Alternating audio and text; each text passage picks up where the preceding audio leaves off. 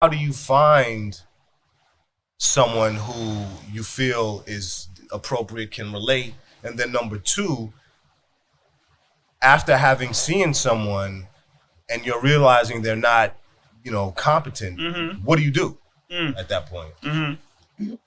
Let me say something about that particular situation too, because one is that in that moment, he might be doing the right thing. You'd rather him kind of like talk to his supervisor than do something he shouldn't do. Right. So that might be actually and with cases of physical abuse or abuse to minors, if that person who abused him is still in possession of a minor, he might need to report to ACS. Okay. And so he probably is trying. I'm sort of guessing how I would think if it was a clinical case coming at me. He might be thinking, oh, is this a reportable incident to ACS? And so he needs to kind of verify that that's the case, because whenever we know that someone's being abused and that person actively has access to minors, we must report.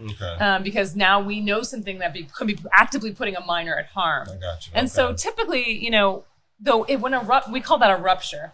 So your friend sort of felt like, oh, I disclosed all this really intense, vulnerable stuff. It took me probably my whole lifetime to get here. And now you feel like you can't handle it, which makes you feel really scared. I think part of our job as clients is to be like, I felt uncomfortable when you called your supervisor because it made me feel like you couldn't handle this.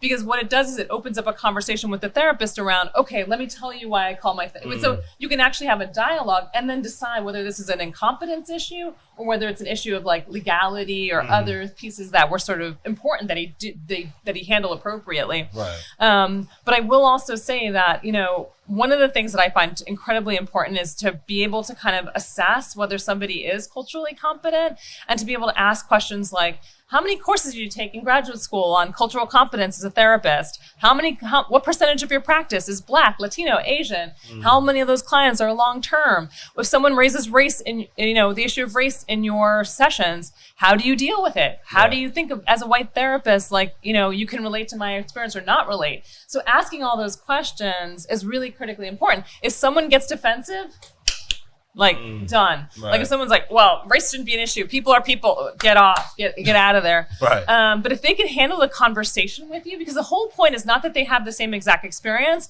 but that they can talk with you about it. They can connect with you, that they can make you not feel pathological for having a particular cultural experience. And so that's what you're looking for. Someone who can really work the content, Okay. Good point.